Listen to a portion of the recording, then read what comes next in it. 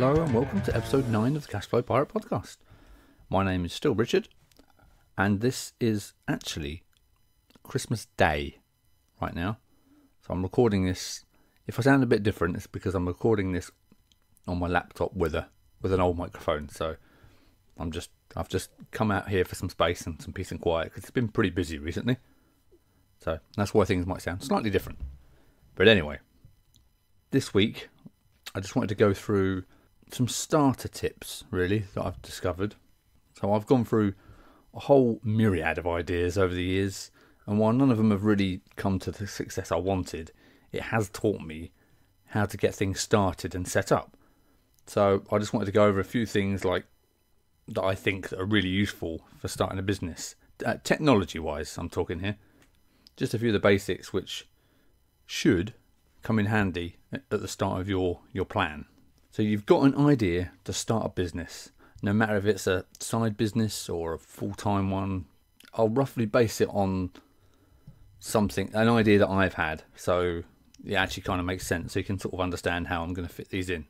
Let's go through, let's say, I think it's three big main steps, and see what tools and ideas that I've gathered that can help me sort of move along, and you, hopefully.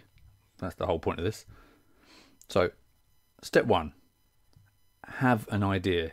It's massively obvious, but you do actually need to have an idea. You need to have something to work with.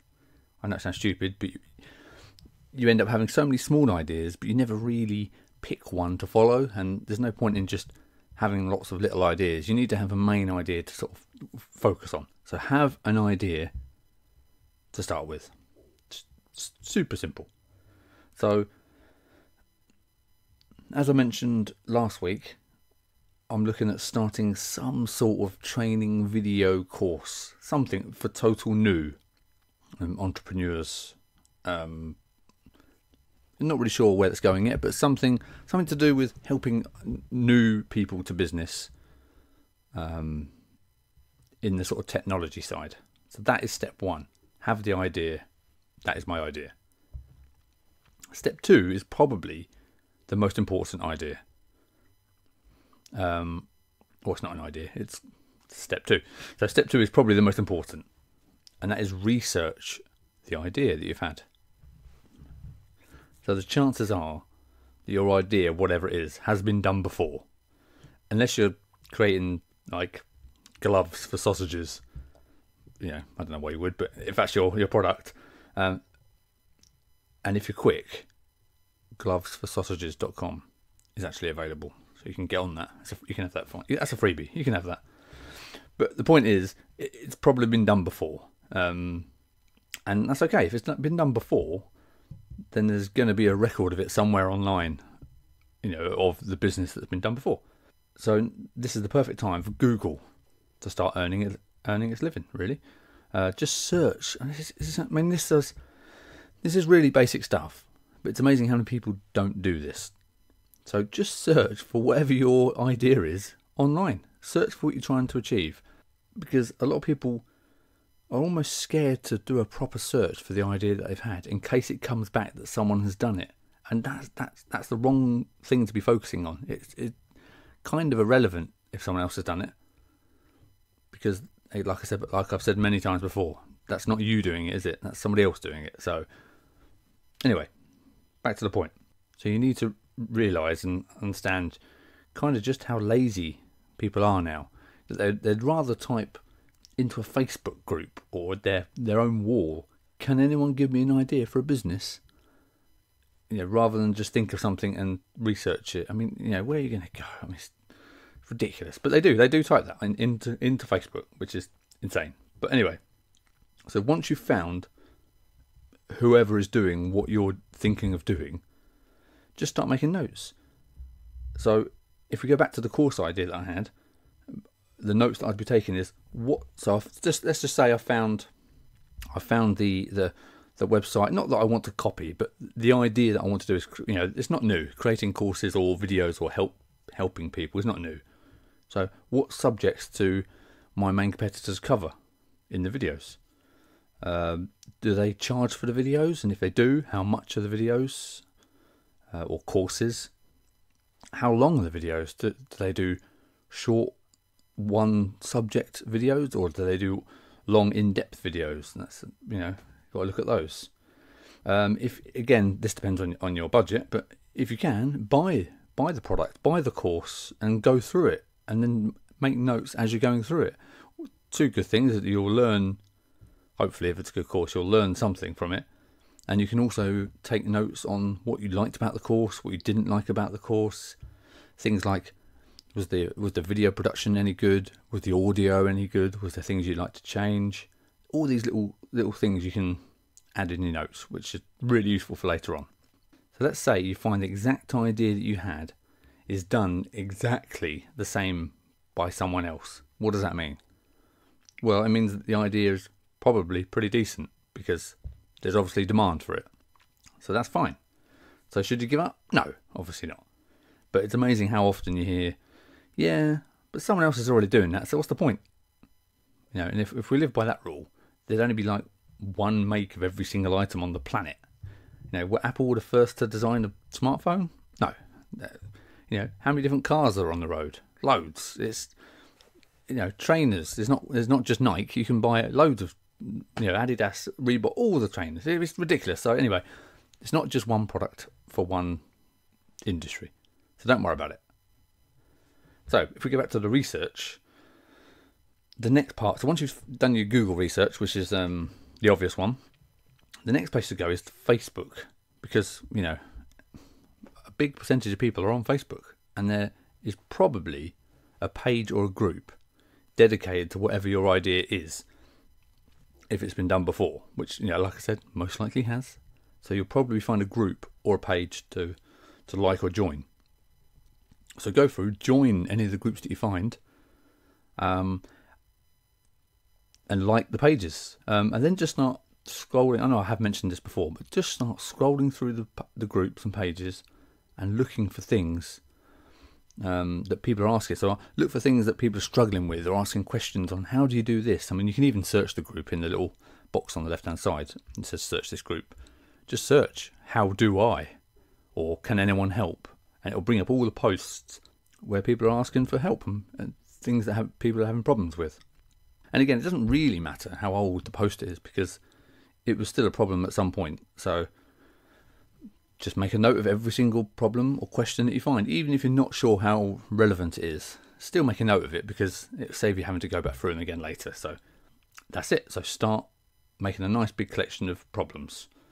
Now, I know at the start I said I'd be sharing tools, and you probably expected me to be like sharing specific programs and apps and stuff. But I think it's really important. Don't overlook Google and Facebook, because they are probably the most powerful tools that we have access to. I mean, you can do all your idea research, your customer research, and all that kind of stuff just on those two free tools. So why not use them? You know, they're awesome. So there you go. So that was the end of step 2. Now step 3 is, what do you do with the data that you've collected? So you've been through all these pages, you've got stacks of questions, you've got notes of courses or whatever your product is, you've got all this data, and it starts getting a bit messy. You know, I don't know where you've been putting it. You might have been writing it in a book, you might have been just copying it onto like a word processor document, whatever you've done. But step 3 is the stage where I can actually recommend a few programs to actually take the notes and store the data that you've gathered on your competitors, really. So the first thing you should set up when you have your idea, I could have done this in a different order, but I assume you weren't pausing to go and do this. So the first thing you should do is set up a Google account. I mean, every single idea that I ever had, I've got a Google account related to it, because I don't want, when I sign up for stuff and ideas, you know, I bookmark pages. I don't want it all under one massive Chrome installation. I want its own name, so I can just shut that down and then open it back up, just with the folders and stuff for that project. If that makes any sense.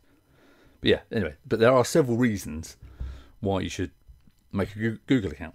One of them is you get a new email address. Obviously, that's the main reason. You get your own email address, so you can, whenever you register for anything, you can just send it all to this new email address rather than it going to your own personal inbox, because that's just a nightmare. Now, I know you're thinking, look, but I don't have a name for my project yet, and but it doesn't really matter. This Google account, it doesn't really matter what the name is. It's just really for you, so you can link it back to this project. So if the name is gone on Gmail, don't think, oh, that's it, I can't do that anymore. Just call it something relevant that you can remember, because later on, if it goes well and you buy the domain for this business, we'll set up your own email with the proper domain later on. So the Gmail doesn't really matter. You're not going to use the Gmail for business stuff.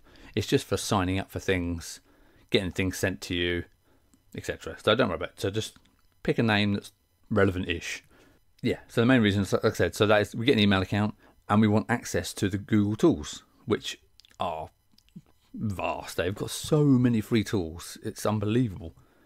The main tool that we're interested in for this particular part, for our data, is Google Sheets, which is just basically spreadsheets. It's just like Microsoft Excel. However, it does have two quite huge advantages over Excel, which are it's totally free and it's cloud-based. And you might have an old Microsoft Excel, fine, but I would still use the Google one. Mainly based on the reason that it's cloud-based. Too many bases there. Which means you can sign in on any device and have access to your sheets at any time. So you can sign in on your phone, on a laptop, someone else's PC if you happen to be around their house and you want to check something on your sheets or add something.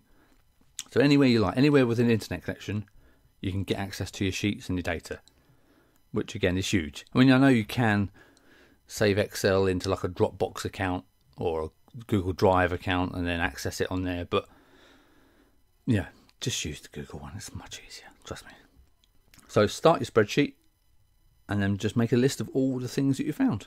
If, however, spreadsheets fill you with dread, because I know some people really, really don't like spreadsheets, just because it can be quite hard to read. If you're not like a whiz and you make it look really fancy with colours and bold lines, and you can make them look awesome, but if you're like me and just pretty useless, I end up just with columns of data. You might prefer a more visual experience of keeping the data, and if that is the case, then I'd suggest go to Trello. So just go to Trello.com, sign up for a free account, and the best way to explain it, Trello, it's really hard without seeing it.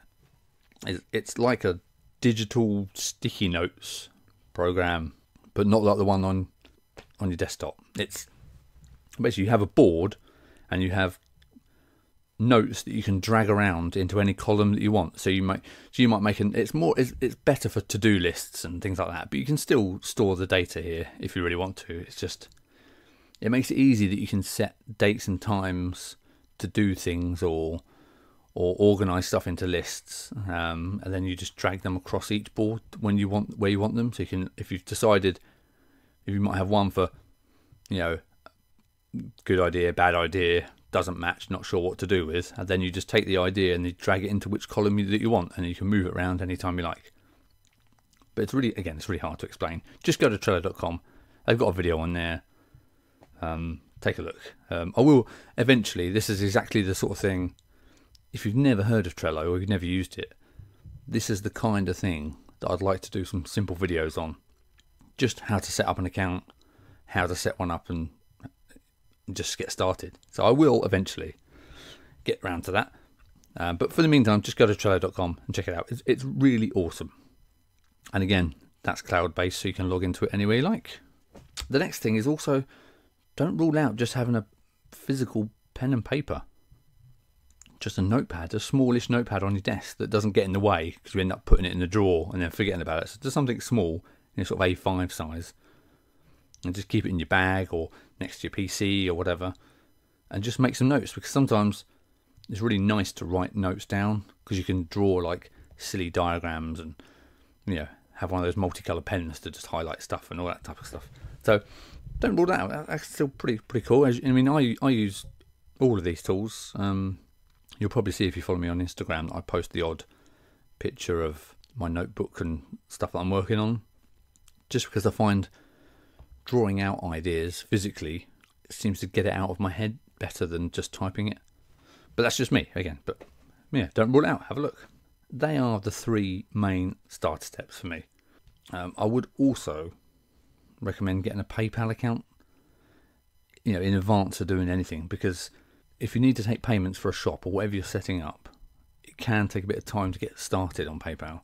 And sometimes, this is mainly with eBay, I think, but PayPal can hold your money for like 21 days if it's a brand new account. So just set up a PayPal. It's free. Just set up a PayPal account in advance. Just get that done. It's always useful. So yeah. So just to recap, really, that's my 3 main steps. So I spoke about having the idea in the first place, which is also important, which is vital, really. And then ways that you can research and discover if it's a viable plan using Facebook and Google searches.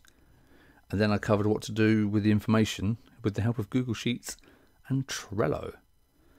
Now, I could have made this list including image editing, logo design, web hosting services, how to choose a name, how to check if the domain name's available. But, you don't really want a podcast of me just listing 50 things to do. It's going to be very long otherwise, but we'll go through that eventually in the future. But I just wanted to give you a quick starter step.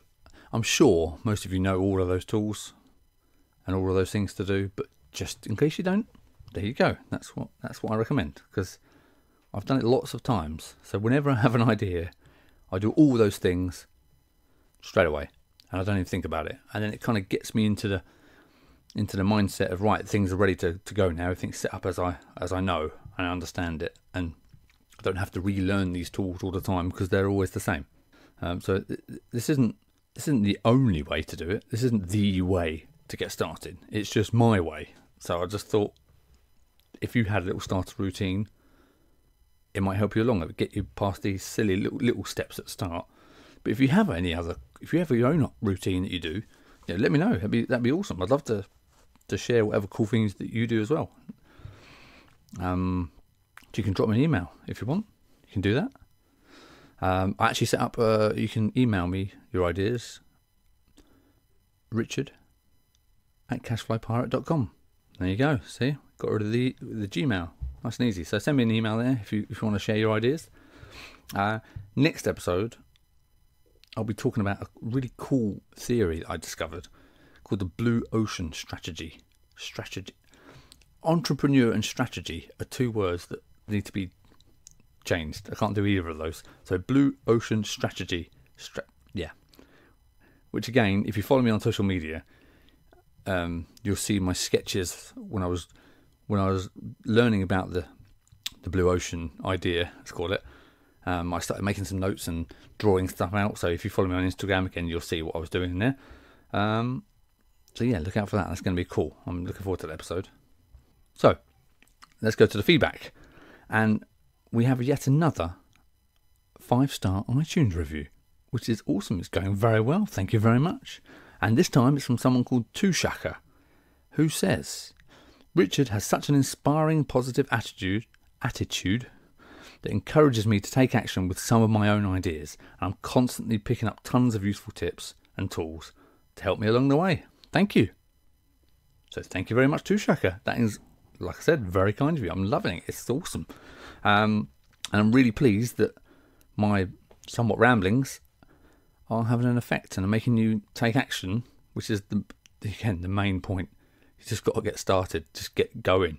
Brilliant. Let me know how you're getting on. Let me know what your plans are and what ideas you've started on. I'd love to hear. So like I said, the iTunes reviews are going pretty awesome. So that's 5 reviews already, I think. If you would, if you do want to join the core gang, you can leave a review as well. That'd be mega of you. I do read every single one, and I will read every single one on the podcast, unless you specifically ask me not to. But otherwise, I will be. If you want to share your story or give me an update on some of the things that you're working on, because it's a bit weird podcasting, because all I hear is myself on the edit, and I'm just going through some of the ideas that I have. I have no idea who's downloading, I get the base. Again, you'll see the stats. I do post out my stats, so all I see is a number and what country you're from. That's it, really. So I'd love to hear some of the things you're working on. That'd be really cool to know. So if you do want to share your story or just any questions about the podcast or anything I've mentioned, again, like I said, you can email me, richard@cashflowpirate.com, which sounds much better now, as you can see. Just getting your own domain and email set up just makes it feel a bit more serious. I don't know why. It's just to me, it's like, oh yeah, got a real email address now. I love it. I will also, this is another thing I'll be doing a video on, is how to, once you've got your email set up, how to actually receive it inside your Gmail account, so you don't have to keep going to like the webmail all the time. You can get it just to come straight to your Gmail, which makes it much easier just to check, and then you get your notifications on your phone, etc. So I have actually made the website live now. It is not done, but I wanted to make it live just so you can see.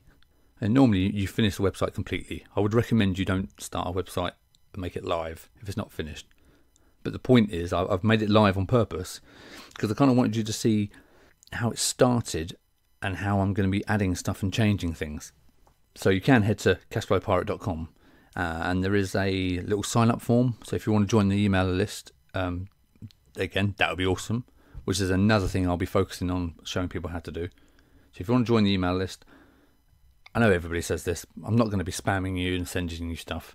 It's just to give you any notifications of anything that I do that is extra, you'll get an email about. So if I create a bit of content or a video or something I think you might find useful, I'll send you an email. So if you want to sign up for that, that'd be awesome.